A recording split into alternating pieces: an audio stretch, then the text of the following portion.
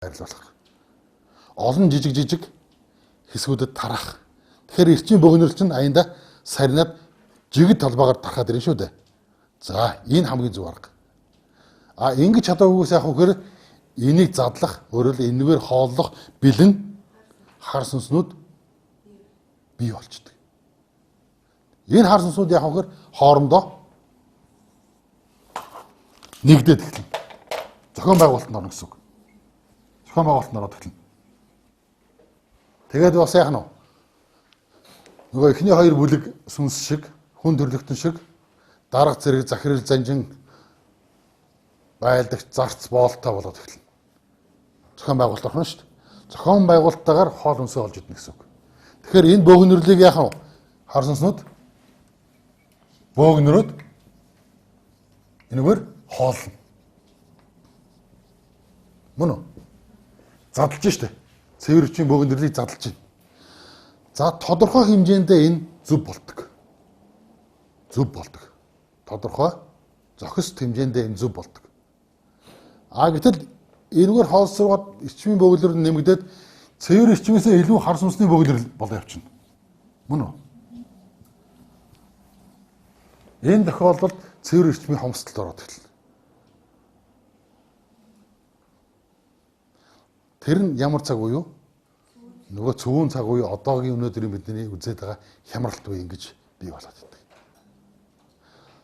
Тэгэхээр одоо бид энээс зайлсхийхин тулд өөрсдөө яах ёстой? Айл болох хот цорын газар руу тэмүүлэх биш, эргээд цэвэр эрчимтэй газар руугаа нүүдэлчин хавгаад агаад амьдрах ёстой болж штэ. Бидний гарц бол энэ амархан. Ойлгочвол. Ягаад гэвэл хэдийгээр хотод төрж өсөөд төдөө мал маллаагүй ч гэсэн малчин амьдрал мэдхгүй ч гэсэн тэр мэдлэг мэдээлэл нь яс усанд байгаа учраас ерөөсөө 1-2 жил болоход тэрэндээ дадаад амьдраад боломжтой болчихдээ. Хэдэн үеэрээ байшин амьдрал төрсэн улсуудыг яах вэ? Ямар ч арга байхгүй. Тэгтээ суралцсан. Тэднээс бид хамаагүй хурдан суралцсан. Тэгэд энэ чадамж, энэ хувилбар, энэ цөөн цагийн үед гарах гаргалгаа зөвхөн монгол хүмүүс л гаргаж чаддаг. Өөр хүмүүс гаргах боломжгүй. Хүн төрлөختөн угаасаа нийгмийн амьдралын аль ч хүрээнд мухардалд ороод эхэллээ шүү дээ. Тийм үү? Мухардалд ороод эхэллээ. Тэгээд бид одоо хар сүнс гэдэг юм чинь ихэд явц хөрөгээр ойлгоод байдаг гэтэл эн чинь одоо хүний биед өвчин үүсгэхээс гадна хүний сэтгхүү төртлөлөд эхэллээ шүү дээ. Бүх юм мөнгөн дээр тогтсон тийм үү? Мөнгөний хэмжээр гэдэг хар сүнсний хамгийн чаддаг зүйл. Өөрөөр хүн гэдэг амьтны хүний мөн чанар, хүний мэс чанарыг устгах гэдэг бол хар сүнсний айрам. Бүр амьд хүнээр айрмаа игнэгээ өргөжүүлж байгаа нэг хэлбэр болоо явчихдаг. Хүн чанар байхгүй болно гэдэг зүйл. Өөрөөр хүний мэс чанар гардаг хүрдэг яах нь вэ? Гимтэх нь шүү дээ. Засрахгүй болт гимтэх чинь. Ингээд амьд хүнэн айрамтай болно гэсэн үг. Тэгэхээр энэнд өртөхгүй байхын тулд бид хүн чанараа авч үлдэхийн тулд тэр Сорготон Бэхээ хатны өртөөлөн үлдээсэн алтан шан судрыг яах нь вэ? Уншид тайлаад зөв тайлсан усуудыг даагаж ухаарч гэвэрч бусдад өгөх хэрэгтэй болно шүү дээ. Ингэж бид энэ айхтар зүйлээс хүнд сорилоос гарч чадна. Аль болох хохирол багтаа гарна. Энэ бол хохирол үүсгэх нь ойлгомжтой. Гэхдээ хохирлыг маш бага хэмжээнд хүртэл гаргахын тулд бид тэрийг ойлгох хэрэгтэй болно. Ухаарах хэрэгтэй болно. Үе үеийн хотог тойлгаадын тэр захиж хэлснийг уншиж ойлгох хэрэгтэй болно. Ямар арга зам зааж өгсөн байх нь вэ? Тийм ээ? Хинтээ нөхөрл гэсэн байх нь, юу үдиж уу гэсэн байх нь, юу уншиж ухаар гэсэн байх нь, тэр бүгдийг дагаж мөрдөх хэрэгтэй болно шүү дээ. За тэгтээ хорвоо ертөнцийн бол нэгэнт сүн хэмээр тэтгэдэг сүнс байгаа цагт хар сүнс заавал байна. Энэ бол амьдралын жамын тогтолцоо угаасаа ийм байдаг. Өөр арга байдаг. Зөвхөн энэ хоёр сүнсний зохист хэмжээ харьцангуй тэнцвэрт байдал байх ёстой. Та нар хардаач түрүү. цэвэр хэм эрчимнийг дор ихчих юм бол яах нь вэ? Заавал нөгөөдхөө өрөнд дуудаж байгаа үз. Одоо энэ өрөнд дуудагдсан тохиолдолд заавал бид эндээс болторж хахын тулд цэвэр хэмээ ихсэхээс өр аргагүй болж байгаа үз. Цэвэр хэмээ ихсэхийг бид нар өөрсдөө ухаарч гэгэрч амьдрахаас өр аргагүй болж байгаа үз. Нөгөө хүнийхээ алдсан нөгөө мэс чанараа эргүүлж олж хүн өнөрийнхээ хүрдийг засаж авах болж шít. Тэгээ ийм л ажил хийгдээд байгаа шүү. Тэрнээс хар сүнстэй автомат танк онгоц цүлэглээд буудаа гарнаач хидээд тэмцэх ямар ч арга байхгүй шүү дээ. Оюун ухаанаар л тэмцэнэ. Ухаарч л тэмцэнэ. Тэгжээ бид өөрсдөө алдсан байр суурийг хүндрэлтэн олж авах нь шүү дээ. Ойлгомжтой юу? За сүнсний тухай хичээлийн хувьд ерөнхийдөө нэг юм үндсэн ойлголтууд. Би хэлээд энэ судрыг тайлбарж хэлдэг шүү дээ. Монгол өмчийн судрыг. Энд хэн нэгэн хүн уншаад мэдээд оройлон цойлж гарах үндсэндээ шаардлага байхгүй. Нийт олноороо л энийг мэдэх хэрэгтэй. Олон хүн ухаарч мэдэх хэрэгтэй. Тэгжээж бид олонний хүчээр яах нь энэ хүнд сорилоос хүнд байдлаас гарах боломжтой. Тэгээс урд урдын нөгөө ухаантай мэрэгэн гэгэн чадaltaй шидэт хувилгаан усууд чиг ганцаараа тодроод өгөөд алга болохоро дурсагдаад өнгөрөхтий үйл явц одоо бол ямар ч хэрэггүй боломжгүй болсон. Бүгд нийт олноороо ийм чадвартай, ийм ойлголттой болох хэрэгтэй боллоо шүү дээ. Тийм байгааз? Тэгжээж одоо бид энэ хүнд цагаас гарах хэрэгтэй юм шүү дээ. Тийм учраас та нарыг өрн дуудаад, уулзаад, яриад тэр хуудасуудаараа бичээд, тараагаад, ном судраа уншуулад ярилцаад байгаагийн учир нь энэ. Бидний их тэмцэл чадамж бол зөвхөн оюун ухааны чадамж. Ойлголт гэгэрлийн чадамж. Энэ үрэл бид тэмцэх хэрэгтэй шүү дээ. Ламнарсан тэгж байгаа үстэй. Муу юм хооногод самлагтай унжуулаад хүний ганд ясны бүрээ үлээгээл тонх тамаршуулаад уншаад байгаа. Лүүжин тавина гэд сэлэн хутгаар дайхгүй байгаа үстэй. Хар юм хоонохор. Тэр чи хин юм тагаад байлдаж байгаа үстэй. За энэ хин тагаад байлдаг. Өөрөөр бодол оюун санаагаар л байлдана гэсэн үг. Тулдна гэсэн үг. За өвчлөлийн хувьд бол энэ.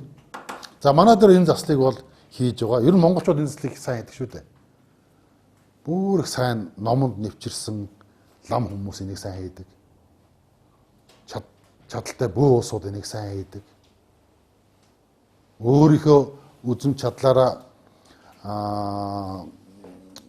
одоо өөрийнхөө хүн биеийнхээ чадвараар суралцаад тодорхой хэмжээнд бас хийж чаддаг чадaltaй болцсон улсууд бас байдаг. Ном уншихгүй ч гэсэн, бөөлөхгүй ч гэсэн тийм ээ. Мэдрэмжээ ашиглаад энэ хийж чаддаг улсууд бас байдаг шүү дээ. Тэгээ ийм талын чадамжийг төгжүүлэх хэрэгтэй бол. Богино хугацаанд.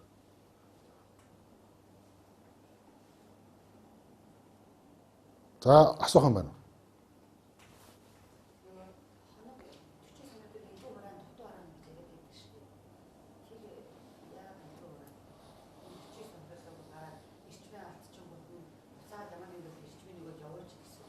Ер нь тэр сүнсэнд өөрөх нь хонгийн чанараа ол дэгдэх хоног нь ерөөсө 49 хоног л байдаг.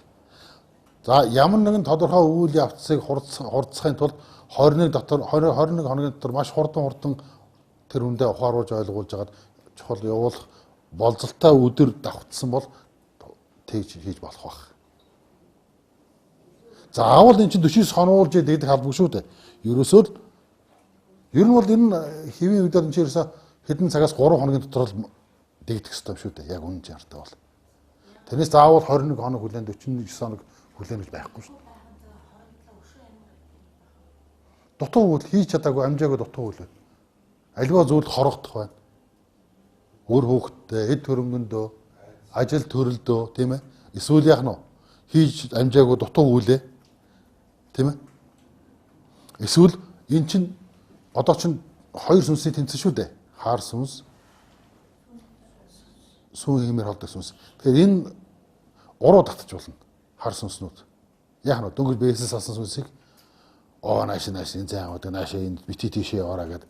Эсвэл хүчээр зулгааж авч өөрийнхөө талд оруулах. Гэх мэт чинь олон үйл явцанд явагдаж шүү дээ. Тэрнээс ч зүгээр ариун цагаан нараа салангутаа дэгдээд дгүүд эн чинь юу гэж хар сүнс олон тоогоор дэлхийд хоригдох. Тийм ээ. За энэтэй холбогдуулаад энэ жам гэдэг имийг нэг товчхон хэлээ тайлбарлаад байна. Жам.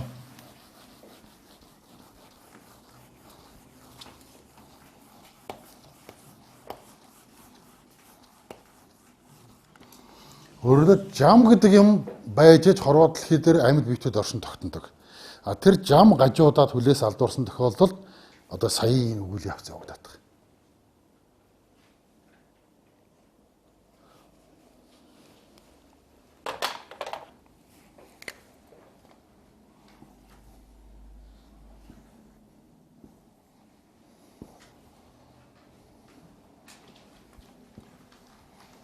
За нэг юм 5 төв байдаг. 5 төв. Энэ 5 твээр дамжиж сүнс эргэлддэг. Сүнсний эргэлтийн орчил бүрддэг гэсэн үг. За энд хормост төв гэж. За энд лус төв. Энд савдаг төв. Энд эрлэг төв. Энд юу байх вэ? Там төв. Энэ байх ёстой твүүд. Сүнс энэ орчлуудаар дамнан эргэлддэг. За энэ донтоос лус авдаг твүүд юу хэлэх вэ? Хүний гариг үе хөрсдөлхийг хэлнэ тийм үү? За сүнс эндээс буулаа. За энэ хоёр твээр дамжлаа. Тодорхой хэмжээгээр нөгөө эдлэг бийд байж байгаад эдлэг биеийн задрахаар үхэл ирэхээр яах вэ? Сүнс буцаад сүнснийхээ ертөнцөөр очих ёстой доо. Очихын өмнө заавал эндээсээ гараад хайчих уу? Энэ эрлэг төв рүү очих шүү дээ. Үүдэнд нь очиод таалганд огшоод асуух нь шүү дээ. Хайчих уу би? Тэгэхээр тэнд нэг ялгаж салгаад амьдрахын зөв буруу амьдрсан ялгаж салгадаг зөв буруугийн хэмжээг дэнсэлж үздэг нэг улсууд байх наа дээ. Сүнснүүд байх наа дээ. Чи сайн хөөгүй шүү дээ. Дэшээ юу? Хайчих нь. Уцаад хормос руугаа тэр байсан анхны сүнснийхээ орчил ертөнц рүү очих нь. Дараа төрөлтөө хүлээгээд. Гэтэл дэнсээ хийгээд үзсэн чинь энэ нөхөр хайчих нь. Хар бараан муу хийсэн үйл нь маш ихээр хоригдсон тохиолдолд дэгдэх чадваргүй болно гэсэн үг. Тэгэхээр нь яг уу там руу явуулах нь шүү дээ. Тэгэхээр энэ тусгай сүнснүүд хүлээж яах нь хар сүнсийг. Хар сүнсийг яг уу. За хүн болгоны мэддэг нэг хоёр янзын ариу талын газар бай тийм үү? Энэ нь халуун. Энэ нь хүйтэн хоёр тогоонд яадаг үлээ? Чамдаг шүү дээ. Яах гэж ханж гэнэ үү? Нөгөө анх цэвэр байсан сүнс чинь энд нөгөө бурууд хийсээр байгаад сүүлдээ нөгөө цэвэр ичмээр хоолсоор байгаад яг уу. Байцаа сонгоны хальс шиг дүүр гадуураа хатуу хар хальстай болчихно шүү дээ. Бүрхүүлтэй болчихно. Тэрийг задалдаг газар нь таньдаг газрын нэрлэг. Задалдаг газар нь там. Задлахтаа маш өндөр халуунаар шарж задлах нь тийм үү? Халуун задардгүй тэр уургийн мэдээлэл буюу цэвэр ичмийг хүйтэн газар хөлдөөж задлах нь тийм үү? Ингээд тодорхой хугацаанд өнгөрсөний дараа тэр олон давхар бүрхүүлүүд нь цэвэр ичмийн бүрхүүл буюу тэр хуйгалсан хар бүрхүүл нь задар дуушаад цэвэр ичмэндээ усны дараа дахиад яах нь вэ? Эндээс ирэх нь шүү дээ. За энэ нөхөр яаж болж юу? Болоогүй бол дахиад болсон бол хайчих уу? Одоо цэвэр болчихлоо, цэвэр болсон чинь байх ёстой газар очноо. Тэгээд буцаад дахиад нь эргэлтэндээ. Ийм сүнсний орчлын эргэлт үүдэг. Одоо ойлгоч юу? Тэгэхээр энэ там төв ажилгүй байж болохгүй шүү дээ. Там төвийн сүнснүүд ажилгүй ингээд хар сүнс орж ирэхгүй бүгд цагаан сүнс болчих юм бол яах нь вэ? Там төв байх хэрэггүй байхгүй болчихно шүү дээ. Тийм бод. Цэвэрлэгийн газар шүү дээ. Сүнсийг цэвэрлэх газар. Энд заавал зөв дэнслэх ёстой. Арын хаалга хэрэглэхгүй нь шүү дээ. тэрний хөөгч сайдын хөөгч болохгүй шүү. Дэшээ явуулчихгүй л бохирдсон сүнс дэшээ очихоор яах вэ? Энэ хавь чи божигноо чайна үстэй. Тэгэхээр энд хаалт шүүлтэр хамгийн чанга байдаг газар. Хамгийн чанга байдаг газар шүү. За ийм л сүнсний орчил байгаа юм. Одоо ерөнхий сүнсний тухай мэдээлэл нэг дэлгэрэнгүй 4 6 гарч чадж байна.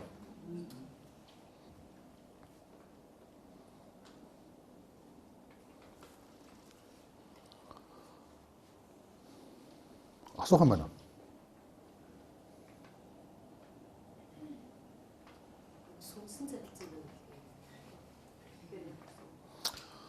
Сүнс нь өөрийнхөө байх ёстой орон зайнаас хитэдэн холдох хэлж байгаа. Өөрөөр хэлбэл зүрхэн хүрдэн дээр байх ёстой шүү дээ орон зайгаа эзлээд. Гэтэл эндээсээ халиад одоо өөрийнхөө ураг байх ёстой газараас холдоод биеэ дагаад яваад байдаг. Орон зай нь холдно алсарна гэсэн. Тэгэхээр эрчим суларнаа да. Ягаад гэвэл сүнс чи өөрийнхөө эрчмээр биеэ тижиж байгаа шүү дээ. Тэгэхээр энэ сүнс нь холдсон хүмүүс яах нь вэ? Хамгийн түрүү бие эрчим муутай буюу өвчтөй, зовоортой, шалгаатай болж орох юм шүү дээ. Айсан, цочсон, ядарсан, гонсон, тунсан, гомдсон, царай алдсан, нүдний цог нь буурсан тийм үү?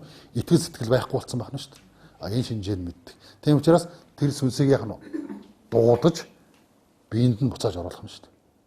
Хэрв тэр орон зайд нь өөр хар сүнс ороо эзэгчээгүй бол эзэгдсэн бол тэр хар сүнсийг биенээс нь гаргаж иж тэр өөрийнхөө сүнс нь ирд байрандаа суух нь шүү дээ. Зүгээр өөрөөсөө айж цочсон ямар нэгэн цочрлоос үүдээд холдсон бол дуудаад оруулах юм шүү дээ.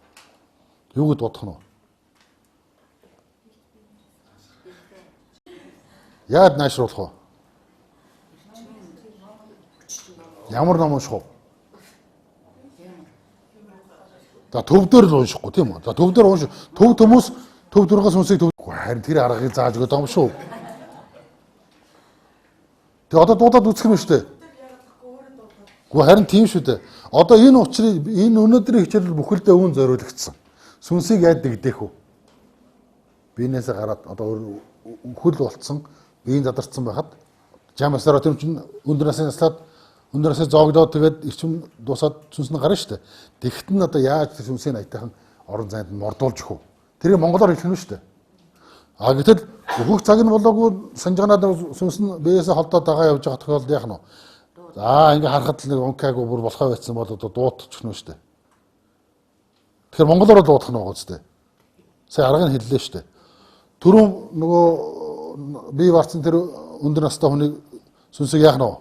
Бас отог овгийнх нь ямар отог овг аймгийн хүн хаанаас гаралтай удмын нэр нь хий өөрийнх нь овг нь хий өөрийнх нь алдар хий жил ус нь юу вэ хилээд та минь одоо энэ гэр орондоо битээ оргодороо өрөвтэй битээ оргодороо хий зуусаагүй зүйлдээ битээ оргодороо зам чин тийм дайрлууд битээ дагаж өвөнд нь орж яваараа эрэлгийн элч гэж эн чин эрлэг төвдөр чин бизнес салсан зүсийг хөтлж ирдэг эрэлгийн элч байна шүү дээ.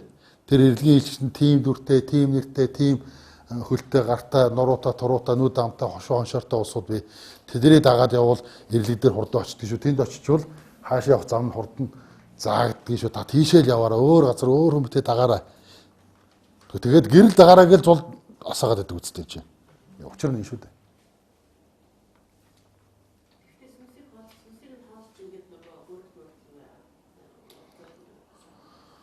Сүнсний хоолыг хэллээ шүү дээ. Сүүгээр хоолдог гэж. Сүүний хэмээр хоолдог гэж. Сүү өргөдөг. Сүү өргөдөг. Гэхдээ та нар анзаараараа би Монгол анагаах ухааны үүднээс тайлбарж байсан сүнсэн тайлбарыг. Гэтэл энэ хорвоо дээр чинь олон янзын улс үндэстэй амьдардаг. Тус бүрийн хийдэг үйл нь яах вэ?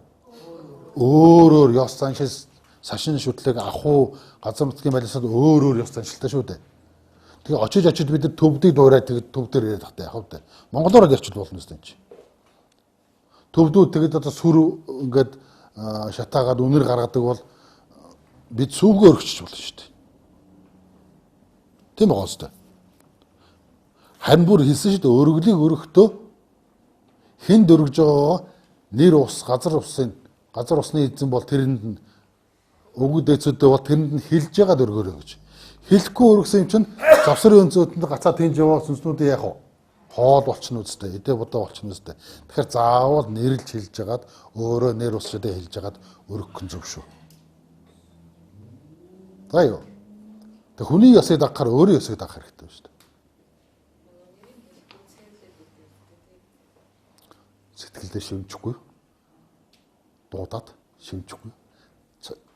Хоолоо өөр дээр дамжуулж цойроо тулгаас өөр дотроос шившил болно шүү дээ. Шившээд шивнээд хэлж болно шүү дээ.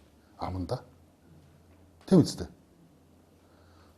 Хөгшүүч маань уншиж гайл дүнгэтэл ордод идэх үстэй. Тэгэл ам нь өмөлзөө дотроо их эргүүлээд идэх үстэй. Яг тэр шиг шимж хэрэгтэй шүү дээ. Сүнс сүлд хоёр ямар ялгаатай? За өнөөдөр зөвхөн сүнсний талаар байна.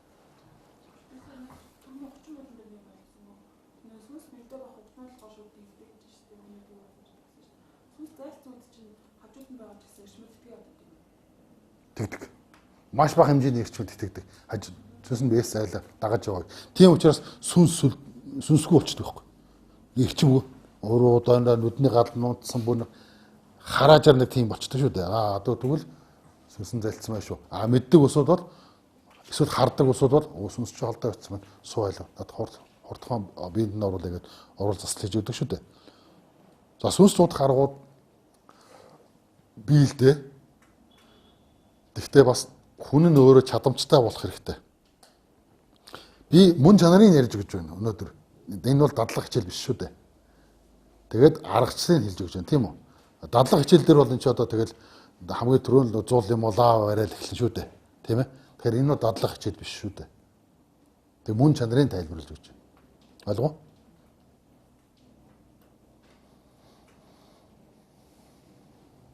За асуух юм байна. Зөвхөн сүнстэй холбоотой шүү. Энэ нөгөө нэг одоо шилхэн хүмүүс ч одоо гол голондоо уцаа аваад хэрэг аваад машин аваад болсон. Энэ хохирол юм үстэй. Гэхдээ эргээд энэ эвлэгээ шүүгдээд нөгөө хөстөргөө хийж авахгүй тамгуугаа явах. Эсвэл бүр нөгөө өвчин болоод эргэж ирэх юм өвчин болоход хормостаар дамжихгүй яа гэв.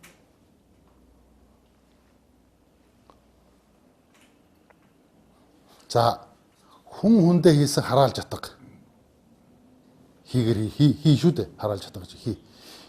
Энэ хараалж ятга бол заслын хийгээгүй байгаад ингээ удам дамжаа явхад 6 7 8 дахь үе дээр хүрэхээр тэр хараалж ятгахын эрчим өөр аяанда сулраад сарнаад байдаг. Тэгээ 9 дахь үе дээр очиод шууд өөрөө задраад алга болчихдог. 9 дахь үеэсээ эхлээд тэр хараалж ятга тэр хүний удамд үйлчлэхгүй гэсэн үг. Тэгвэл лусын савдгийн хийсэн хорлол хэдэн жив дамжиж болдог.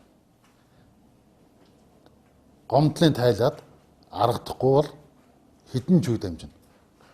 Энэ бол хүн хийсэн үйл биш учраас тасардгүй. Хэдэн живээр үргэлж болно. Заслыг хийн хийдэл явагддаг. Хүчтэй гоц. Тэр гомдол хүчтэй байна. Нэгдүгээр. Хоёрдугаар лусын нэхэл. Жишээлбэл машинаа угаачлаа, хевсээ угаачлаа, гэрийнхээ бүрээсийг угаачлаа, оймсоо угаалаа, дотор нь нуур гол зогсож жоод үсээ шампан доод савнгаар бие яваад үрчихлээ. Яаж юм? Биеийн бузрыг усанд хийчлээ шүү дээ. Монгол хүн эртнээс ерөөсө цээрэлдэг. Гол нуур усан болгон хажууд усан дээр нүүр гараа угаадаггүй. Яах нь? Хутгаж аваад холхон очиж жоод зайтай газар угаадаг шүү дээ. Хизээч. Болгон усаар амаа зайлаад ус руугаа нулимдгүү тийм үү? Нуурын дотор зогсож байгаа шээдгүү тийм үү? Энд чи бүр тэгж аягтаа шүү. Тэр үтгэж шүс тэрэ хаяхан хүртэл сэрдэ шүү дээ. Ийм агуу соёлтой ард юм. Гэтэл энэ чинь тодорхой хэмжээгээр тасалсаас болоод сүүлийн үед яах нь вэ? Энэ ёс заншил алдагдчихсан. Цээр алдагдчихсан. Тийм учраас цээрлийн өвчин шийтгэл хүлээгдээд байгаа. Магад санаандгүйгээр нөгөө нэг хуучин олон жилийн өмнө 40 50 жилийн 30 жилийн өмнө ус урсаад хатцсан байсан сайрлуу үнсээ асгадаг. Малынхаас эвсийг асгадаг гаргачаа тийм үү? Малын өснөөсөө тийш болон тохоор руу навчаад овоолоод тайчихдаг. 50 жилийн дараа гинтхэн адар шаагаад тэргээр их ус урсаад замдаа дайрцсан бүх юмыг хамаад гол руу нуурлаа оруулчихна. За ингээд яах нь вэ? Уус өхөр дууссан учраас хорлол. За одоо шинэ алт ухаж авч яах тийм үү? Нүүрсэх ухаж авч байна. Тэгээд яаж гинэ вэ? Ухаж аваад гараж яад усан буугаар буудаад цэвэрлж जैन тийм үү? Голын голирлыг өөрчилж байна. Түүнээс болоод газрын гүний ус ширгэж байна. Алууга доошилж байна тийм үү? Зэсгэд чи өөрөө усыг цэвэрлдэг үндсэн элементчүүд ээ. Зэсгийг авчгаар ус яах нь вэ? Газар дор цэнгэл хэвээрээ байж чадхаа болчихдог. Жишээлбэл. За ингээд тэрэнд ажиллаж байгаа, тэр уул уурхаад ажиллаж байгаа, тэнд ажлыг хийлгэж байгаа, хөөсөлж байгаа эргээд хамгийн аюултай хүчин зүйл нь хийж байгаа усаас гадна тэр нутагт эзэн суугаад хэдэн үеэрээ маллаад амьдарч байгаа малчин усууд хамгийн том хохирлыг нүүрдэг. Үр удмаараа. Нутагтаа эзэн суугаагүй учраас. Тэр усууд юмаа хийгээд аваад гараа явчихна. Тэг гадаад захирлууд юм дотоод захирлууд нь мөнгө аваад явчихна. Нутгийн оршин суугчид уугууд малчид маань яг нутаг усаа харж ман чадаагүй хий дэби өргөл өргөж чадаагүй учраас тэр хорлыг өөрөөхөө бий тэр үүрдэг. Тийм байгоч зүгээр малс хар сууж агаад хорлолд өрчихнө шүү дээ. За тэгэхээр хариуцлагыг яаж үрдэх гэхээр нэг жишээ хэлье. Усан дээр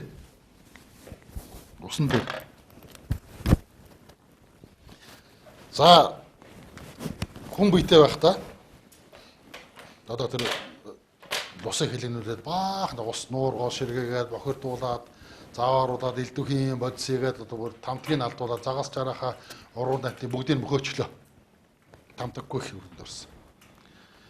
Сүнс нь эрлэг төв дээр ирнэ. Шүүлтэн дээр. Ял хийсэн багц. Хийсэн ялын энэ тохиолдолд там руу оруулах уу? Эсвэл лусад сүнсийн буцааж өгөх үү гэдэг асуудал бас яригдж болдог. Лусын хаантаа тохиролцсон. Хэлэх нь шүү дээ. Наад өгч нэрээ тэгсэн шүү дээ. Лусын хаан хэлэх нь шүү. Наад ч бүр ах トゥ угаараа нээлт тэгсэн шүү. Өөр дөр чи ирдсэн байна уу? За наашаа явуулчих. Би ажид хийлгэнэ. Нөгөө ширгээсэн бохирдуулсан бүх усыг наад нөхрөөс нь төлөвлөнө. Ажид хийлгэнэ наад гарч. Наад өгч би зарцаа хийлгэнэ. Тэгэхээр яах вэ? Энэ нөхөр ийшээгээ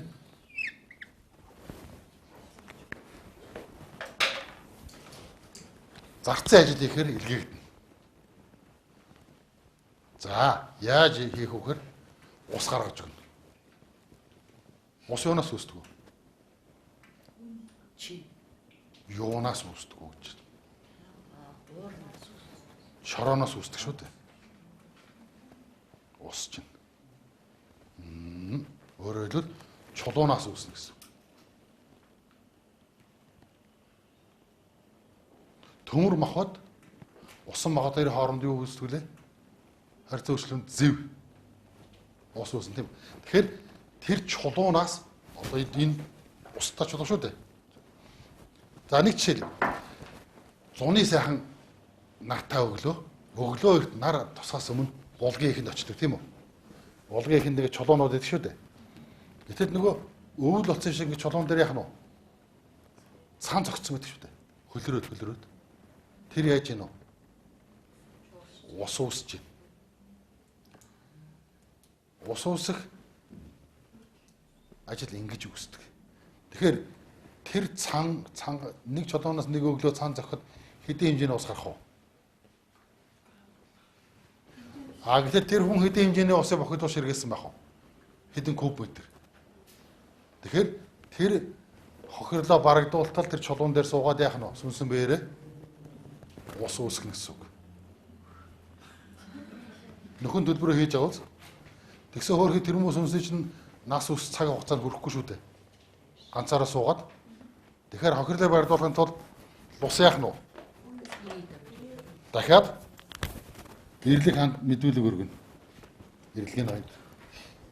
За эдний төрөөс адан ах トゥ өөр хөхөд хөргөн бэр хот ураг хэн байх нь вэ? Та ирүүлнэ хэрэг хийгээгүй ч гэсэн тэд нар чи яах нь вэ? Ийшгээ явахгүй, усууч явахгүй, мөрөөр явж усууч үү? Ирлэг шүгдээ дэш явчих усууд. Хам их тунах нь шүү дээ. Тэр ус бозорлаад олсон алт мөнгнөөс нь зэснээс нь нүүрснээс нь яах нь вэ? Хуур дүртээд өгсөн талах юм уу сүгийг аваад иччихсэн бол хам хэрэгтэн болох нь шүү дээ. Тэгэхээр бөөн хам хэрэгтэнгүүд яах нь вэ? Сүнсэн бээрээ цуглаж агаад цуглахчгүй эренгүүд л аваа шүү дээ. Тэгээд ийш нь оцсон нөгөө нөхөр чинь тэнд сууж ийн ус үсгээд. Хөө царай алдчихсан чи мүдгүй шүү дээ. Та яаж байгаа ингэчлээ чи яаж байгаа? Таны ажил дуслаа гэсэн. Өөрөөр явсан би ч хэрэгдээд л ганц тал тусан талаар танаас авч идсэн төлөө ийм хэрэгтэй боллаа. Тэгэхэд өөрөөр хэлбэл хийсэн гмийг ганц биеэрээ биш нэг олноороо хамтаараа хариуцна гэдэг хариуцлага энэ сүнсний жамын хэрэглэн байдаг байхгүй. Хүүхэд нь ач зэн ачинцар жэнцэр хүртэл ирж дэм. Тэгжээ тэр сүнснийг ялаас нь мултаж цэвэр усыг үүсгэсний дараа бүгд хайх нь. Бүгд дахиж ирээд усын хааны өвшөрлөө за хэдэн зуун жил өнгөрөх юм, мянган жил өнгөрөх юм. Арай гэд нэг ширэг шовтраад усаа усгсны дараагаар энэ дэр ихээр олсноо. За болцсон. Гар усгаа аваад ир. Усын хааны бичиг нь өрөө дууссан. Тэгээ шалгаж үзээд өөрөө суучаагүй за яв гэлдэж шин. Тэгдэх юм шүү дээ. За ийм үйл явц явагдана гэсэн. Өр төлбөрийн тухайд. Усын хувьд гэхэд. Алууштай. Тэгэхээр одоо яах нь вэ? Алт ухдаг ах トゥ утай бол ганц усан талх битээ тэднээс авч өнгөхээрээ дээ. Хайчих нь хам хэрэгтэнд ороод дээшгээ мордож чадахгүй тэгээд тэнд очиод нэг булаг нуур шавраа усныхэнд очиод суучих нь шүү дээ. Хамаатан садан чинь сүнсний ертөнцид очиод хайгаад байсан тэнд байхгүй сураг дуулахнаа тэр доор усын зарсаж байгаа дуулах нь шүү дээ. Ийм л үйлчлээ хэлээрээ хамтын хариуцлага гэдэг нь ийм айхдаг. Тийм учраас идэхгүй байхасаа гадна ийм хортоо шүү гэдэг хэлэхэд. Ийм үйл явц явагдсан шүү. Амьд байхдаа яг уу ийм болж байна. Гэтэл сүнс чин дэгдэхээр ийм хүн зовлон донно шүү гэдгийг ойлгох хэрэгтэй. Тэгэхээр гариг дэлхий өөрийгөө одоо эрүүл яг байгаа ч хичээл навдуулахын тулд маш олон сувгаар хөдөлмөрлөж байгаа үз. Ажил хийж байгаа үз. Бүр сүнсэнд хүртэл хариуцлага тооцоолоод байгаа үстэй.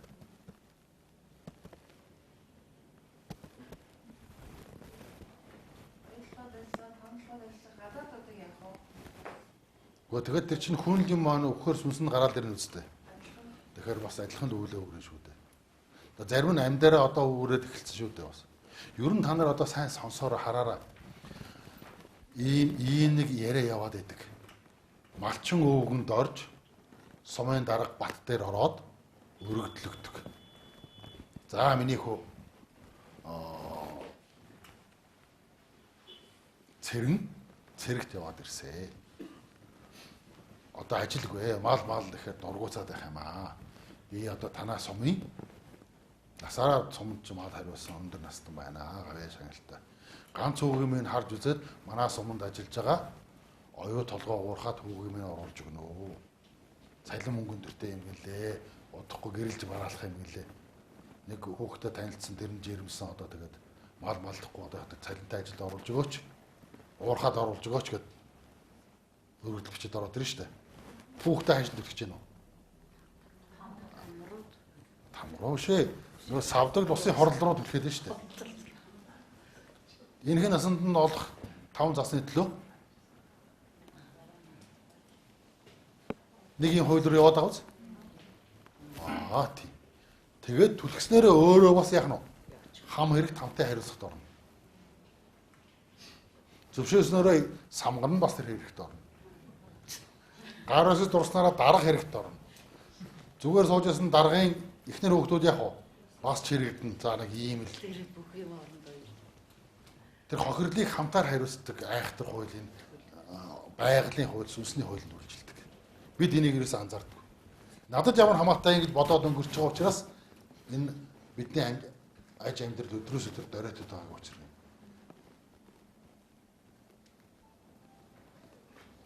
За ойлгоо. За.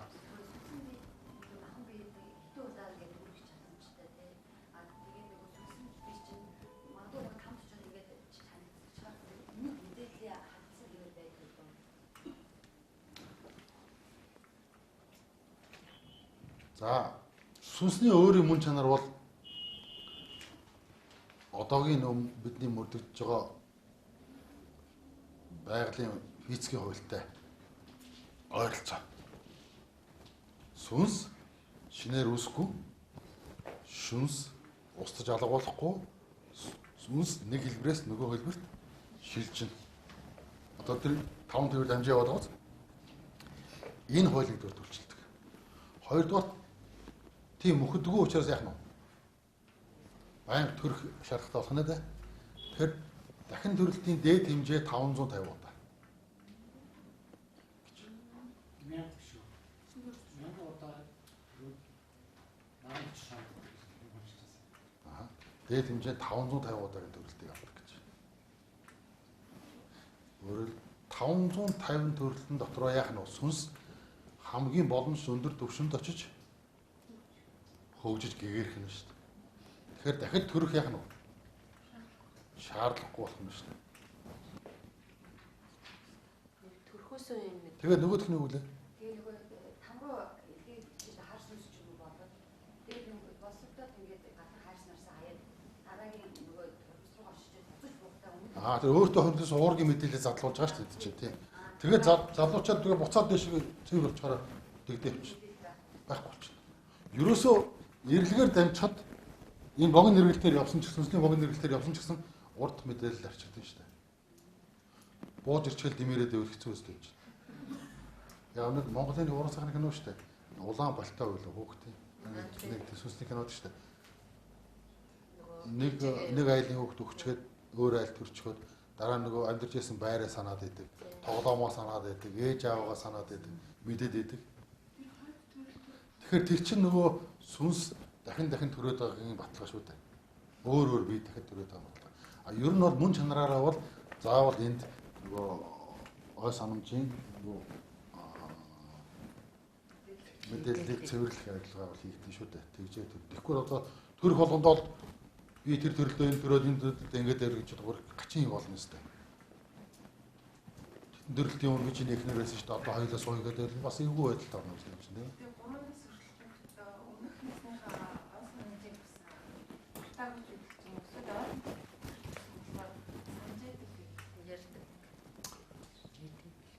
Тиймэрхүү өвөс тохиолдол байгаа. Ерөнхийдөө монголчуудын хувьд нэг хүүхдийн дайх үргэндэг асуудал шүү дээ. Тэгэд энэ дайх үргэн чинь үндсээр тэр цуснд байгаа мэдээллийг шинжилж байгаа юм байхгүй. Өмнөх турсамжуудыг салгаж байгаа хэрэг. Өмнөх сүнсний мэдээллийг салгаж байгаа гэсэн. Тэгэхээр дайхын үргэсэн дараа хүүхэд шал өөрчлөлт шүү дээ. Санаж байна уу? Тийм учир нь юм. Тэгээ дайх хүргэн чи өөрөө нэртэй, төртэй, ёстой, жаягтай үйлдэл шүү дээ, тийм ээ? Тэрийг та нар олж үзсэн. Өргөө нөхцөл нөгөө урд сүнсний мэдээлэл давхар хадгалагдаад яваад байдаг шүү дээ. Тэр одоо хоёр амьдрал нэг мэдээ зэрэгцэж өрнөд ин гэсэн үг. Төвхтэй байдал орчдөг шүү дээ. Тийм ээ? Тийм учраас заавал нөхөж өдрөөл тодорхой цаг хугацаа үзэж хагаад авдаг шүү дээ. Тэр бол цусны дотор байгаа үсгэдэг бол хүний цусны мэдээлэл шүү дээ. Цусны үргэлжил. Тэгээ тэр цуснтай мэдээллийг салгаж сарниулж ийн гэсэн үг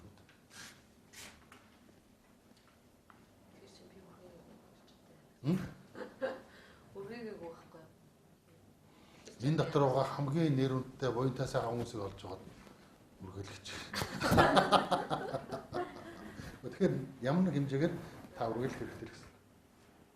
Би нэг хүнээс суусан чи зүгээр домноод ингээд нэг хэсэг газраас юм юм яачиж байна.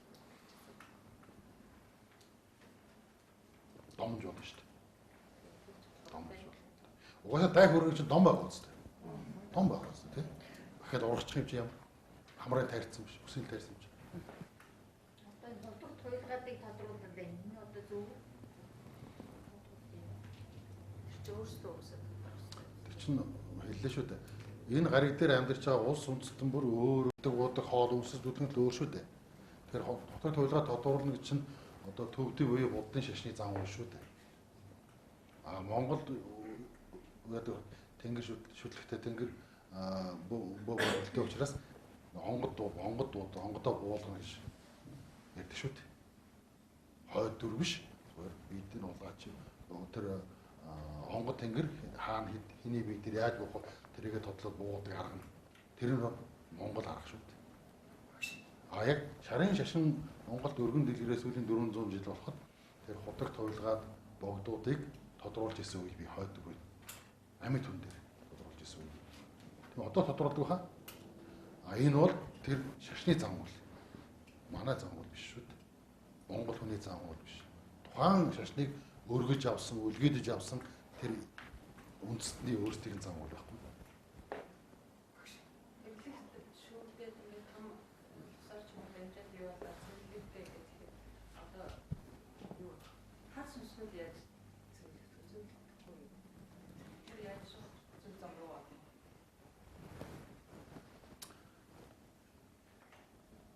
За яг энэ цаг үед нөгөө жамын гажуудал гарсан учраас хар сүнсний илүүдэл маш ихээр гараад ирсэн.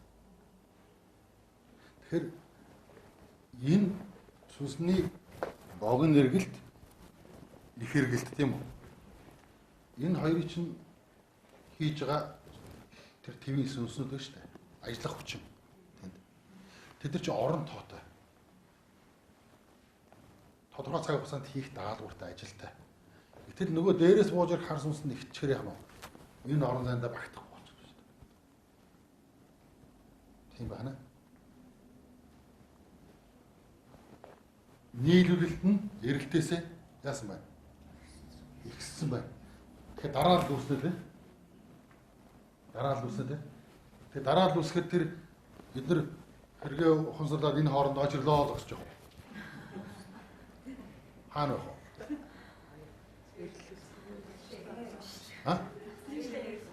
Ийм дэвдэл явж идэх байхгүй. Одоо дээд төв доод төв биш. Хүний ертөнцид завсрын ертөнцид гацчаад байж идэх байхгүй. Гацчаад идэх байхгүй. Хичнээн хэмжээний за энэ хадуураа бүр алга боллоо шүү. Одоо ингэж энийг яриад цэглээ заяа. Хичнээн хэмжээний олон хүн амьтны цэвэр эрчмийг өөртөө шингээж хоолсон тэр хэмжээгээр сүнсний гадуур маш олон давхар бүрхүүлийг бий болгодог. Тэгэхээр энэ тэр цэвэр эрчим бол өөрөө дандаа соронзон юм. Соронзон юм. Соронзон юм. Тэгэхээр яах нь маш олон давхар соронзон хэмээр өөрийгөө давхар хуйгалж бүрхнээ дээ. Сүнс хар сүнс болохоор тэгсээр од хүндрээд хайчих. Соронзон хэмээн хүндрээд өөрийгөө авч явах дийл хэмжээг чадахгүй хэмжээнд өрөхөр өөрөө унах гэсэн үг доошоо. Хаашаа унах вэ? Энд унах гэсэн. Өөрөө унаад ороод ирсэн. Нэгэнд ороод ирсэн юм яг буцаагаад очроо үлээж гаргахгүй нь шүү дээ. Энд барьж яваад шууд чихэд оросоос гарах болно шүү дээ. Чихтэж яваад. Ийм үйл явц явагдаад байгаа. Тэгэхээр тэр хар сүнсээ чинь баг. Хар сүнсийг цэвэрлэх хоёр зам байна. Нэг нь өөрийнхөө жамаар хүндэрсээр унаад өөрөө тэндээ очих. Нөгөөх нь хүчээр хөдөлж байгаа очих. Тийм баг. Чаддаг мэддэг усууд нь яах нь чирээд аваа явах нь шүү дээ. Тэг дээр байгаад хахаар доошоо хурд орчих. Хугацаанд болохоос нь. Тэгэхээр тэр цэвэр эрчмийн бүрхүүл гэдэг бол дандаа соронзон хэмүүд. Соронзон хэм асар өндөр түвшинд өрхөөр өөрөө татагдаад доошоо авчдаг. Доо соронзон шүү дээ. Тэр юугаа татагдаад авчдаг.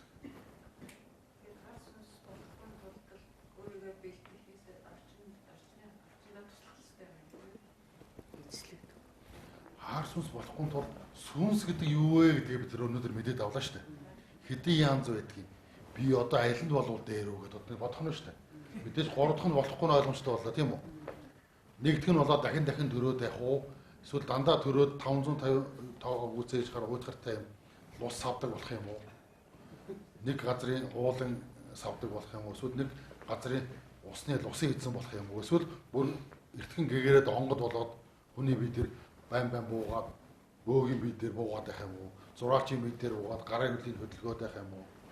Шүлэгчийн биен дээр буугаад амын хөдөлгөөд юм ичүүлээд байх юм уу? Сонголт байгаа үстэй.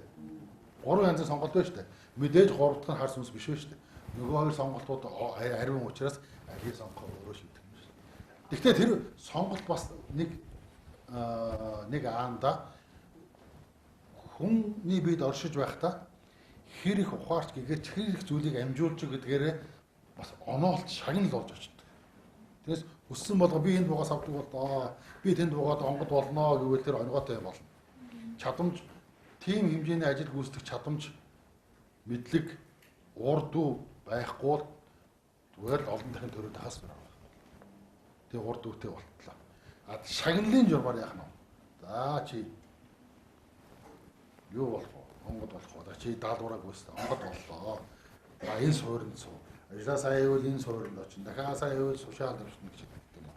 Тийм ээ? Онгод бусдад болчоод цааш хүн болдог. Болно. Болно. Хэрвээ хүн өөрөө хүсвэл за ууйдаад энэ ажлыг хийхэ болий нэхэд удаа хүн болоод ирчихвэл хүн болдог ч болно. Өргөдлөө өчнө шүү дээ. За тэнгэр эзэгнэ. Би одоо тийм ажлыг жоохон уйдлаа одоо нэг хэд төрөөд хий гэвэл хайчих уу? Зөвхөн айлын хөвгт болох юм шүү дээ. Одоогийн юм дээр л да одоо бол хэвчтэй хүмүүс тэрээс шашны юмэр аяаташ. Тэр үед нөгөө автобус ч юм уу нийлээд тодорхой ингээд ахаад нэг ганц хоёр хүн аваад нөгөө одоо Монгол агаараа юу гэдэг гэхээр нөгөө төлөв зөвшөөрөхгүй тэр нэг хаштай юм уу гэж байна. Сэтгэлгээний тийм хаалтууд их гарч ирнэ. Хаалтууд гарч ирнэ. Ягаад гэвэл нөгөө сүүлийн 300 4 жил дандаа буддын шашин шүтсэн учраас бас энэ сэтгэлгээ нь хүн бол сэтгэлгүй нэвчсэн байгаа юм. Мэдээж уншиж байгаа номыг ойлгохгүй ч гэсэн сүсэг. Тэгэхээр монголчуудын хувьд бол энэ итгэл бишрлийн хамгийн доод түвшин буюу мухар хар сүсэг гэдэг түвшин байдаг. Яаж гинөө? Хэдийн мэдхгүй мөртлөө ингэж сууж идэг үстэй.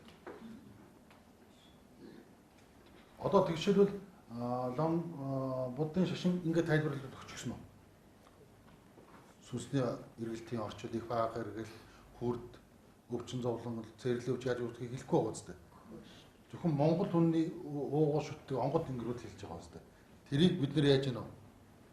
Хичээлэн суугаад ойлгож аваад та нарт зааж өгч шүү дээ. Ингээд нэг олноор ойлголттой болж байгаа ч. Тийм бооз. Тэгэхээр аль нь тустай байна өөрсдөө л ялсуулах хэрэгтэй шүү дээ. Юу гэж мэдэхгүй ажил тэгэл яг тустай юмдаа тустай тэр чадaltaй усуд байна тэр. Тэр нь утгатай чадлагүй байсан бол Монгол тэр үү дээ. Тийм үү? Тэр нь утгатай чадлагүй байгаад хятадд очив үстэй. Тэр нь утгатай чадлагүй байгаад анх буддын шашин үүссэн энэ тэгээс төвдөд очив үж дээ. Тийм бооз. Тэр тухайн улс үндэстэн өөр өөргөө шүтэх чаддаг юм. Тэг мэдхгүй юм дааж яриад байхад өөр мэддэг юм хэрэгтэй.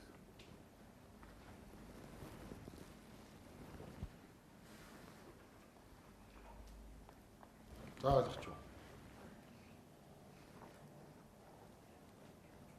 Асуух байхгүй юу?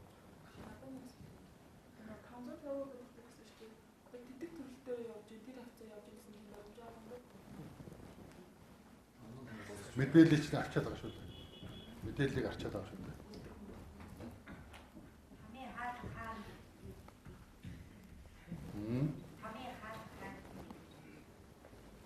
Өдөржихийн дуртаар хаад нээж идэх юм. Тийм байхгүй шүү дээ. Ямар үе тийм үү? Тийм үйл байхгүй. Хаачих юм бол цэвэрлэгээ хийх хүмүүс нь гадна хаалган дээр очрлох юм уу? Би юу ч ойлгохгүй юм байна. Ойлгохгүй юм байна. Орох ёстой хүн орохын тулд хаалган байнга онгорхох ёстой. Харин буцаагаад авчихгүйгээд энэ ажил усуу гэдэг шүү дээ, тийм ээ?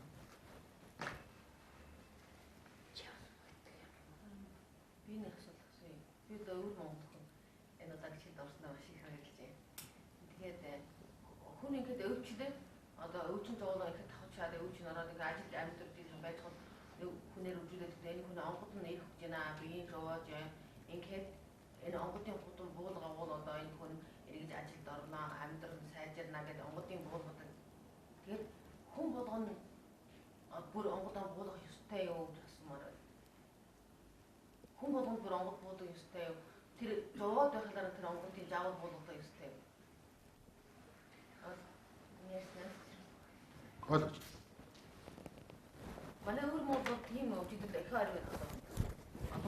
Нэг хүн ихтэй зовоод юу тэнээд ядараад явах удаа онгодын жаавал буулгах гэдэг. Тэгээд ганга усэр гангалаад гэх юм явуулаад онгодын буулгаж яана бууж яана үгүй юу гэж. Тэгээд зарим нь сайн болж байна, зарим нь сайн болохгүй байна. Тэгээд энэ онгодын жаавал хүнээ дагаж хэрэгтэй юу? Онгод хүүхэн бас байдаг юу? Нэгэнт нөгөө сүнс буюу онгод ярьж байгаа болохоор энийг одоо ярихаас гарахгүй болж байна тийм ээ. Тэгэхээр манай энэ баристын төв дээр арц нуурын баристын төв дээр олон янзын зовор шалгаатай усуд ирнэ шүү дээ. Төрөний сүнс хар усанд баригдсан, дүүлсэн, эсвэл наалгацсан янзын усуд ирнэ. Тэрнээс гадна одоо энэ хонх тэнгэрээ авах уу, болох уу, бөө болох уугүй юу гэдэг асуудалтай хүмүүс бас их ирдэг. Тэгэхээр энэ дээр шалгаадыг арга бий. Онгод тэнгэр. Ер нь онгод тэнгэргүй хүн чинь Монгол хүн шаа байх уу те. Яг одоо буухт өгч үү, ойртсон байна уу, их шахч уу, хэдэн төрлийн шахааны аль шахаан байна гэдгийг мэддэг аргууд бий. Тэр нь нөгөө бөөгийн давчаа гэдэг судар дээр бас байгаа юм. Хэдийн янзын шахаа байна, аль шахаанд, аль өнгийн шахаанд нь орч уу, ойрхон байна уу, хоол байна уу гэдэг хүн өөрөө баримжааг төсөөлөд авчдаг арга бий. Тэрийг үзээд тэмдрээд мэдчихдэг арга бий. Тэгээд мэдсэн тохиолдолд энд хоёр зүйлийг ялгасалах хэрэгтэй. Зарим уусууд сэтгэлийн хөөрлөөр эсвэл буруу ташаа ойлготоос болоод миний бие одоо хонгод авах хэвээр хүн тэгээд бие өвдөд байна. Хонгод авчлаа тэгээд. Авцсан хэрнээ биений өвч идэхгүй байна. Би муу буулгаад байна уу, муу үлээ хийгээд байна уу гэж төөрөд ороод ирдэг. Гэтэл энд чинь ил далд ертөнц гэж хоёр ертөнц оршин тогтноод байна шүү дээ. Хүний ертөнц, сүнсний ертөнц хоёр ертөнц. Тэгэхээр аль альний нэгтэр шалгахгүйгээр зөвхөн ганц сүнсний ертөнцөөр хийхэд хөөцөлдөд байвал нь яг уу. Цэвэр хийхэд болж өөр нь шүү дээ. Хийхэд болж өөр. Тэгэхээр бид үзээд шалгаад ингэж байдаг. Үнэхээр тулцсан, шахацсан, буух гад агуул одоо үннийг хэлэхээс аргагүй байхгүй. Бүр алсхан хол эсвэл бүр төөрөөд андуураад тийм яриад байгаа усуудад шууд хэлдэг. Энэ бол сүнсний ертөнцтэй огт холбоогүй зүйл байна. Энэ бол зөвхөн өөрийн чинь махан бие буюу уурагт биеийн өвчлөл байна. Тэгэхээр уурагт биеийнхээ өвчлөлийг засуулгаа гэдэг заслын харуулгын загаад бариас тэгдэг өгчдөг. Тэгэхээр хэрв уурагт биенээ шалтгаалсан өвчин байсан бол тодорхой хэдэн бариасын дараа яах нь? Өвчин ялааршаад өвчин шийдвэр болгоод зөөр алга чалгааны алга болоод биеийн сэхэд ирэх юм шүү дээ. Гэтэл заримдаа хоёр зүйл хоёулаа зэрэгцээд ороод ирдэг. Шахаанд ч орцсон байдаг, биеийн хүрдүүд нь гэмтээд эрхтнүүд нь өвчлөөд хүнд байдал орцсон байдаг. Тэгэхээр тийм ядараа сулдсан өөрийгөө ээж байгаа хүн дээр хонгод буух уу? Буулгасан ч үр дүн хүрэх үү? Тэгэхээр яах вэ? Эхлээд биеийн засчих юм шүү дээ эдгээр. Тэнхрүүлээд хүрдүүдийн засаад аарц нурын ажилтнаас өвчний эдгээр өгч нь. Тэгснээ дараа одоо онгодоо багштайгаа очиж аваа гэж хэлж өгдөг. Зөв биз? Ийм гурван янз байна. Нэг нь хийрхэл, нэг нь цэвэр уурагт биеэс шалтгаалсан өвчин, нэг нь айлаа шалтгаан. Гэтэл эрүүл биетэй мөртлөө онгодын шахаанд орцсон байдаг. Онгодын шахаа гэж үг хэлдэг нь ийм хэлдэг. Яагаад ч юм. Энэ өвшигийг аюул сайн сонсдог шүү. За. Энэ залуу.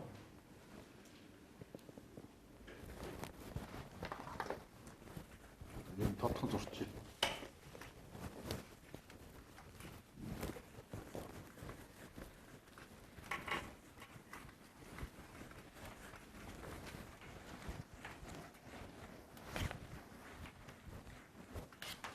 Хүмүүс тэр болгон ойлгоод байдгүй нэг ойлголт юун дээр гарч ирдэг ийм дээр гарч чадсан. Бат. Өөртөө юу?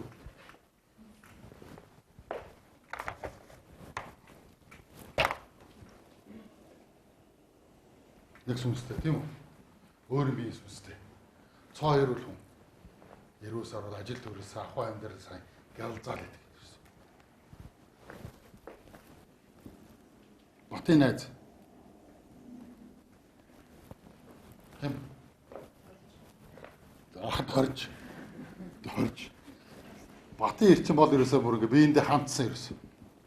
Хамт дүүрч. Дорж яасан бахна.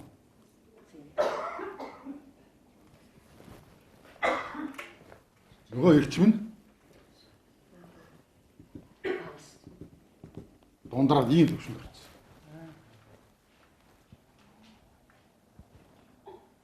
Сүнсэн байгаад идэг. Бие нь байгаад идэг. Эрчим нь талчихсан. Яагаад өөр эрчим тэр дор талцсан байх вэ? Эндээс бууж ирэх онгодыг энд суулгахын тулд өөрөөсөө зай гаргаж өгч.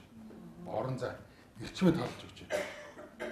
Тэр эрчмийн хоосоо орон зайд яах нь вэ? Онгод орж суух ёстой яа да. Гэтэл тэр өөрөө мэддэггүй юм уу дургуйцаад янз янзыг шатлах юм биш үү? Ерөөсөө оруулахгүй. Энэ тохиолдолд эрчим нь бүр дундраад байдаг. Би нүд бол ядраад ажил амьдрал нь бүтгээ яваал арьс тарсанд орвол тэгээ бүх юм л ингээд уруудаад ороод эхэлсэн шүү дээ. Яах нь вэ? Өөрөө ухамсараараа биш бие махбодын сүнс нь өөрөө эрчмэд дундлаад хоос орон зайд үлдээчдэг. Энэ орон зайд амжиж авахгүй бол энэ хүн ингээд балраад дуусна шүү дээ. Гэтэл дорж бие өвдөд хар яаж вэ? Лам хар үзмэрч бөө түмэн хамтнаар явлаа. Болохоо байлаа. Заавал эрэгтэй хүн байдаг ч гэж үү. Эмэгтэй хүн байж болно шүү 50% гэдгээ бодсон чинь сэрмаач байж болно шүү дээ чи юу гэсэн үг юм. Уусаа эрчүүдийг хэлмэдүүлээд. За хэмгуй шүү заяа. Тэгээ нөхөр нь ч юм ихнэр нь чирэл бага хамтаар явлаа үзүүч харуулаад. За хүн болгоно янз янзын хөвөл шүү дээ. Хэлж байгаа хүмүүсийн мэдлэгийн төвшөө яах нь вэ? Өөр. Үзэл санаа нь өөр, зүрх сэтгэл нь өөр учраас өөр. Тэгэхдээ ерөнхий голч хэрэг зөв хүн олж очих юм бол ерөнхий голч нь нэг талдаа гараад идэг. Тийм үү? Үгүй гэдэг нь ялгараад идэг. 5 хүнээс хот 3 нь голч нь хэлсэн бол 2 нь үгүй хэлцвэл голчоод ахаас за, игээ цаг хугацаа урсан өнгөрөө алдаж оноод ингээд энэ томтор явсаар байгаа нөгөө хоёр чинь их нөхөрөөр. За тэр бүр биеийн доошоо ороод тэгэхээр онготыг аргагүй хин биедэнд буулгалаа. Өөр арга байсангүй. Яг ч аргагүй. Тэгэхээр хайчих уу? Нэг бие дээр 2 сүнс суух юм шүү дээ. Тэгэхээр найз батынхаа эрчмээс яах нь вэ? Хэд дахин өндөр эрчимтэй болж өрхөн шүү дээ. Ойлгосноо? Яагаад гэвэл энэ онгод зөвхөн хоол идэх цай уух гэж бид буугааг байх нь шүү дээ. Өөрийнхөө туусан амьдралаас үдсэн харсан бүх мэдлэг чадвар урд үе ид шидийг энэ хүнд өгчдөг. Шагнаж шүү дээ. Өөр авах. Тэрийг авах гэж энэ өөрийнхөө эрчмийг багассан ба шүү дээ. Тэр эрчмийг авсан ямар үүрэг хайсан үүрэх вэ? Тэр бүх эрчим мэдлэг чадвар урд үед шидийг сайн зүйлд өөр удмынхаа бус хүмүүсийн сайн сайхнад зориулах үүрэг хариуцлага үүрдэг. Тэрнээс тэргээр тоглолт надад нэр хүндээ өсгөөд тодроод одоо ид шидийг үзүүр нь нисч буугаад гайхамшиг үзүүл хэн дэрэгтэй? Хүн нисхэн дэрэгтэй, тэр хүнд дэрэгтэй шүү дээ. Тэр эрчмийг зүв зарцуулаад хэн нэгэн ядарсан хүн зүв замын зааж өгөөд хэн нэгэн утсууны гэдгээвэл яаж вэ? Тэр онгодын өгсөн хишиг за яг зүв ашигла тогтоож авч байгаа юм уу? Онгод ерөөсөд тэгчл буудаг. Тэрнээс хоол идэх гэж айрыг арх сархад уух гэж буудаг шүү дээ. Гой ганган ховцсон нэгэж гой гансан машин унах гэж онгод буухгүй шүү дээ. Тэр удам дориотоод ядархын алдад тэр хүн дээр буугаад тэр хүнээ дамнууж бусдаа тус болох гэж онгод буудаг.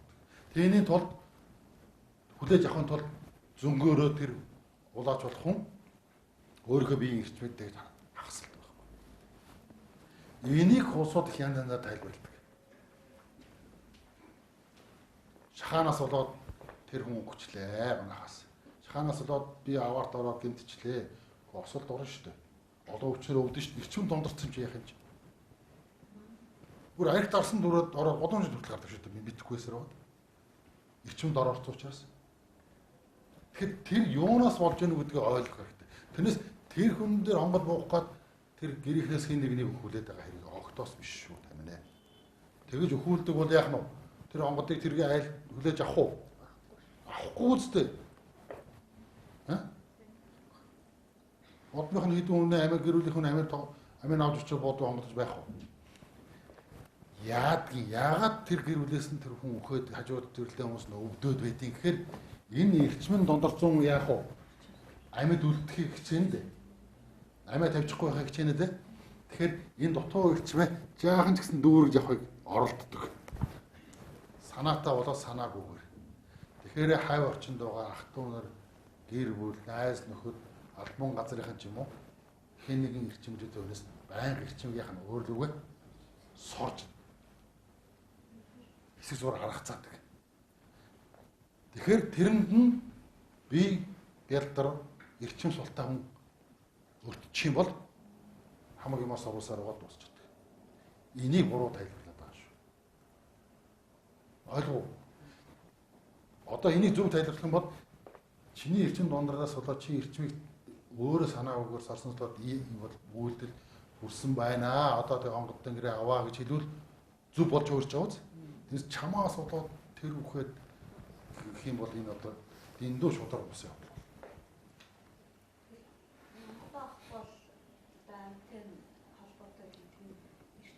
Амьтын холбоотой гэдэг нь загин занжаа хэрэг биш. Чи онгодоо авахгүй бол эрчимчин багасаар байгаад өхнэ гэж хэлэх гээд байгаа юм. А эсвэл чи авахгүй байсаар өөр хүний эрчим сарсаар байгаад тэд нар чинь өвдөж зовоод эсвэл чиний оронд осол аваарт ороод гимтээд ядраа туйлдгаад чиний оронд ажил албан нураад байна гэдгийг хэлэх гээд байгаа юм. Тэрс чи авахгүй бол өхөн гэдэг бол занхил энэ шудраг ус явал. Энэ бол цэвэр айлган сүрдүүлэлт шүү тамина. Энэ бол тэр бодит болох гэж байгаа зүйлийг хамгийн хариг сэрцгийг буруугаар илэрхийлж ойлгуулсан хэрэг. Мөн чанарын одоо ойлгов. Ердөө ийм үйл явдал явагдаад байна.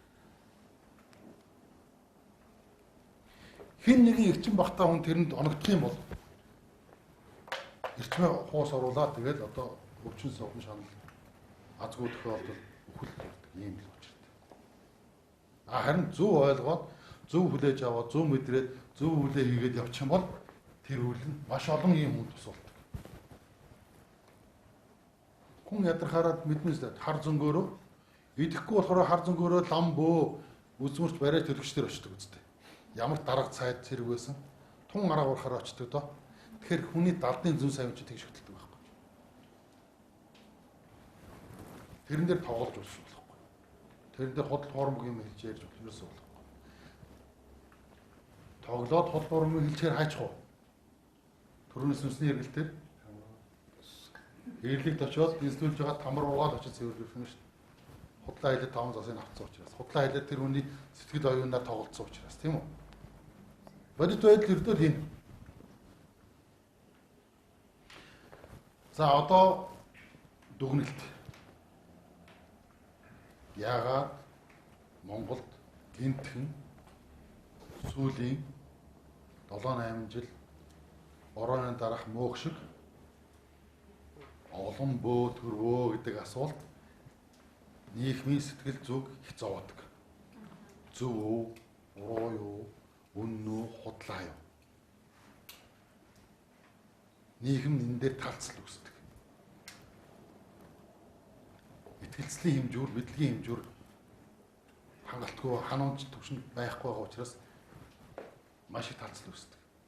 За тэгэхээр сая хэлснээр хэрв дорж бишээ хэн нэгэн энэ чадварыг эзэлших юм бол яах нь өөрийнхөө удам судрыг, ураг төрлийг, ах トゥ найз нөхөд өөртөө хамаатах бүхэнд яах нь тус болоод хар мухардлаас гарах нэ, эдгээ засаж өгнө. Тэгэхээр одоогийн Монголын нийгэм яг ямар төвшөнд хүртлээ унаад байна. Тийм багц? Оюун болоо сэтгэхүй бие махбод энэ төвшөнд орсон учраас энэ хүнд байлаас гарахын тулд онгодууд яарад маш олон хүн дээр зэрэг унаад байгаа. Магад 11 гэр бүл одоо шин бүр гэр бүлэрээч бөө усуп байна шүү дээ. Тэгэхэд тэр удам нь хайрчих гэдэг учраас за 5 хүн дээр боход ядаж 2 зөв аваа явчих. За 3 болиг. Буруу замаар будаа тэгээд ч юм уу мэдэхгүй чадахгүй ингээд ойлгохгүй явсаар гад дуусахад 2 нь юм уу ядад 1 нь 5-аас 1-ийг барьж үлдэх гэдэг байгаа зү. Тэгээс буусан онгод одоо бижээл мундаг үйл хийгээд байгаа байхгүй байгаа зү. Тэгэхээр тооцоо хийж авах гэдэг 5-аас 1 нь 10-аас 2 нь ядаж.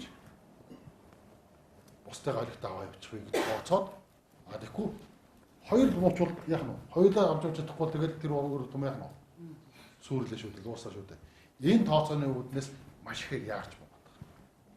Маш хэмжээний онгод хүн төрлөг болохгүй тэндээ бэлэн нөгөө гэгэрлийн өндөр түвшинд ороод бэлтгэгдсэн байсан. Аажмаар хийдэг үйлдэлүүдийг одоо огцон хийгээд байгаа. Тооцоон тэр. Тэгэхээр цагийн саалтанд цагийн шалгуураар хэн чадaltaй энэ онгодын хүч чадлыг зөв ашиглаж байгаа улсууд нь тодорхойд үлдэнэ. Бусд нь аяндаа өөртөө хаяад жирийн амьдралд орно. Тооцоо нь. Би тэгж боддог. Миний хувийн бодол. Зарим нь надлагдаад олгуулна, зарим нь өөрсдөө сайн дураараа ихтгэл үнэмшээрээ болно. Зарим нь ажил ихтэй бүр юу хийхээ байгаад хаяна. Одоо тэр өөр арга байхгүй шүү дээ. Чин цаана нь олонний эрх ашиг хохирох гэдэг байгаа зү. Монгол гэдэг үндэстний эрх ашиг хохирох гэдэг байгаа учраас тэр цөөхөн хэдэн өмнөний асуудал тэнд бол тийм чухал биш болчиход байна шүү дээ. Ойлгож байна уу? Бүгд аваа бас сайн аваад яваа сайн. Ядахнаад чинь буус онгод монголоор ярих юм да. Би ховдоо гэж боддог шүү дээ.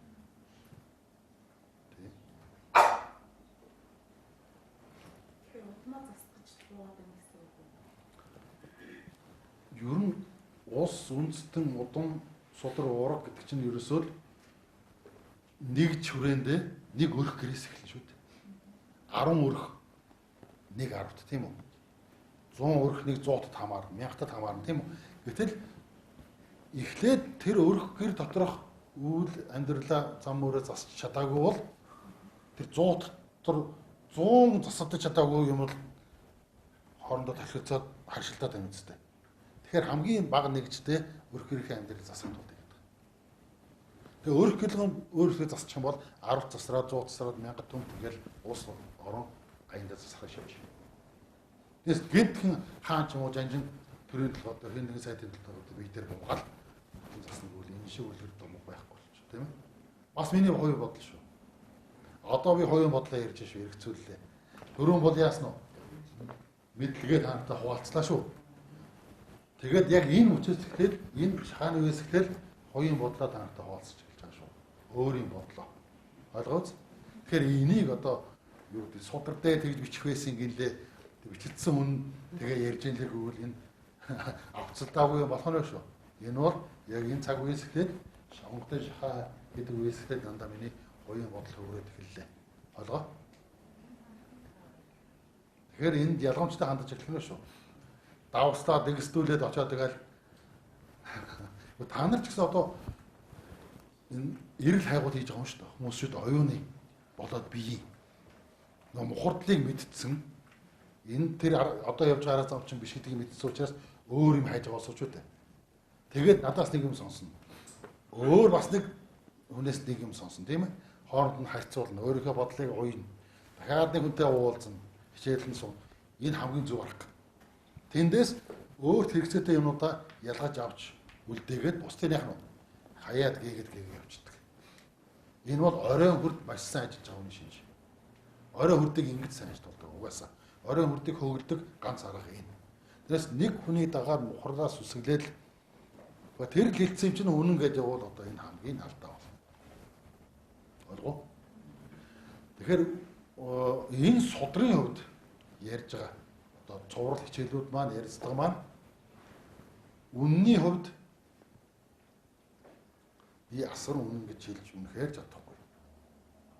100%. Гэхдээ худлын сүдэр хамгийн бага. Одоо өнөөдөр гариг лидер хүмүүсийн уншаад судлаад ярих хэлцэж байгаа судар номуудаас хамгийн бага сүдэртэй судар. Гэдэг маань үнний хувь тэдийчнээ их ийм судар. Ойлгоо. Тиймээс шинийг оюун бодолдоо тунгаагаараа шүүгээрэй гэж хэлж байгаа болохоос лантуудаа давтаад шигтгэж байгаа хэрэг биш. Та нар өөрсдөө ухаарч бодох хэрэгтэй болно. Сонголт, хүсэлт та нарын таалалд байна. Гэхдээ ерөнхий чигч бол дандаа нэг зөврөл ханарна. Бид юу хайж байна? Тэр бүгдээс тэр бүх ололт, амжилт, мэдлэг чадварыг тунгаагаад хамгийн шижир цул хэсгийг яаж ин дээшээ гаргаж ирэх гэж байгаа. Тэрийгээ дагаж мөрдөх гэж явж байна та. Ийм зам дээр л явж байгаа. Тэр шижир үннийг л тунгаах гэж л ирэл хайгуул ингэж явж байгаа. Тэгэхээр бид нар жоохон Монгол өөрсдийнхөө нэг бидрэх болсон зүйл гэсэн үг шүү. Ерөөсөө тэр нүүдч яг Монгол ахуй дээр бууж иж энэ үннийг бид нар үннийг нотлно. А тэрнээс байшин савн суучгаад нотлонггүй энэ шиг худлаа юм байх. Өөрөөр хэлбэл үнний хувь маш бага болоод байна. Сүүдэр ихтэй болно гэсэн. Тийм бооз. Би л ингэж тунгаасаа энэ судраг уншаад ухаад энэ гарт гол гаргалгаа гарцсан эндээ байна гэж тунгаад байна.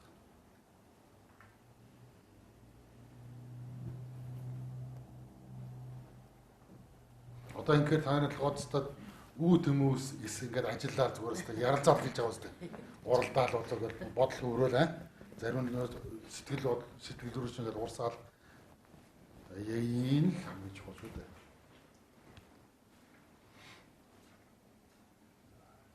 За өнөөдрийн шилэг дөрөв хүү. За ирж ярилцсан 70 нэрээр өрөөсөн тавхад галаалаа. За дараагийн хичээл дээр ус ирмэлхээ дадлага хичээлээ заа. Тэгэхээр эх хүн болгон та нар тэр Монгол онцгуудын нүүр утсан дээр бичээрэй. Дараагийн хичээл дээр эх хүн болгон чулуугаа авчирх. Би нэг удаа давтаад ихэд гүүгээд өнгөрчихв. Олон удаа хүн бие биендээ сануулаад бичгээр чулуутаа ирнэ шүү дээ. Том чулуутаа ирсэн хуваагаад тэгээд хэлсэн шүү. Ундааны жижиг сав биш үү? Жижиг хамтай, таглаатай. Тийм 2 савтай л. Нэг л биш. Ийм савтай л ихэд болно. 2 савтай. Хоосон байж болно. Эсвэл хоёулаа устаа байж болно. Би зөвхөн нэгийг ашиглана. Нэгийг жонш ашиглаад усаа эренбэлчгээд дараа нь энийгээ хамсаад босон бүгийн шалгана. Босон бүгийн шалгадыг арга би таард хэлж байна. Тэгээд дараад нь нөгөө эренблээгөө усаа хамсаад харьцуулж чадна шүү дээ. Ингээд чадамжаа шалгах чинь. За эхний удаа ихэд мэдээж тэр болон амжилт нүрхгүй болох учраас олон дахин гэртээ хийж өдөртхийдээ удаа оролдох нь шүү дээ. Ингээ оролцсоор байгаад оролдох болгон чадамж чинь дээшлээд эхэлнэ. Тийм үү? Тэгэхээр би чинь нөлөө үзүүлээд эхэлнэ дээ. Өөрчлөлт эерэг эдгэрлийн илаарчны шинэтэй гараад ирнэ. Ингээд суралцах хэрэгтэй. Тэс дандаа хоосон яриад ах чинь бас дэмий байгаад байгаа. Гэх мэтээр дараагийн дасгал дасгалаа хийлгэж хөвшин. Одоо хичээл цуглахаас яах нь вэ? Ярьсан цуглахаас 20 минут 15 минут дасгалаа ээлж ээлжээрээ хийгээд бэлэн уудсан дээр хийгээд хүрдээ засаад хөлрөөд ямар өөрчлөлт гарч ийн. Дасгалыг 7 хоног гэртээ хийгээд нэг уудсалт хичээл дээр ирэхэд би ямар өөрчлөлт гарах хоорондоо ярилцах нь шүү дээ. Ингэж одоо онлыг бодит бие дээр болгож үр дүнгээ харах шаардлагатай болж ирж байгаа. За энэ удаа тэгээд та нарын нэг алны буруугаас болоод яасан байх нь вэ? Чулуу авчраагүй учраас хичээл хойшлоо.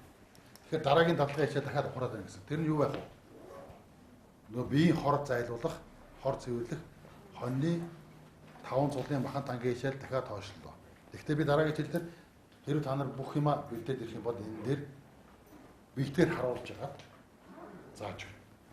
Ойлгосноо? Тэгэхээр хүн болгон тэрэн дээр комент хийхдээ чулууга жоншоо болороо гэдээ бичээд байгаа. Тэгээ хүн болгон аваад ирэх нь шүү. За. Чулуу юу? Чулуу хаасаагүй л битээ. Хайвал. Чулуу зааштай газар байдаг шээ. Жонсон дээр юм болох үү? Айлын чулуу. За, монголчин бэрхийн уурхаа гэдэг жаншийн том уурхаа биш үү? Одоо орнод хүн захиад авсан жоо шүү дээ. Ирээд энэ чулуугаа яах нь вэ? Өвтэйгэн хөрөөдөө тийм уу хуваагаад алгандаа багтахаар жоохон нэг аваад биеинд таргаад өгч болно шүү дээ. За энэ өвөлн тэрэлдэг учраас би энийг хувааж өгөхгүй. Миний өөрийн тустай юм тэргэлдэг. Жонш. Эсвэл болрыг галстаар нь энэ ундааны савны таг амн дээр давхад унахааргүй нэг юм годор таас байхад болчихно шүү дээ. Өдөөг таас байхад тийм ээ. За ийм үйлдэл тийм. За тэгээд дадлагын хичээлийн дараагийн хичээл дээр түрүүний ярьсан хүрднүүдийг хүний бие дээр яаж хэмжиж үүсдгийг зааж байна. Зааж байна. Тэгэхээр тэрэн дээр нөгөө дүүжин савлуур гэдэг юм хэрэг болно. Тэг шинтэй. За тэгэхээр дараагийн хичээл дээр тэрний дараагийн хичээлийг бэлтгэхийн тулд би танад дүүжин савлуурыг харуулна. Та нар тэрийг юу юугаар яаж хийхийг аргачлалын зааж зурж өгнө. Тэгээд тэр үед хийгээд ирээрэй мэдөө. Тэгээд 2-7 хоногийн дараах хичээл хүний хүрдийг хэмжих арга. Хүрдний хэмжээг хэмжих арга. Зөв хэрэгэлттэй эрүүл хүрд яаж ирэх вэ? Зөв хэрэгэлтийн нөгөө тойрог алдагдаад савлаад халивтай ирэхээр яах вэ?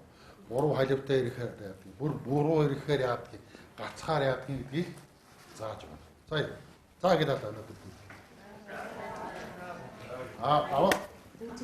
Ирсэн хүмүүсийн нэрийг бүртгээд насны өрсөн хүмүүсээс нь 20 мянган төгрөг хураад авчих. Одоо бүртгээд.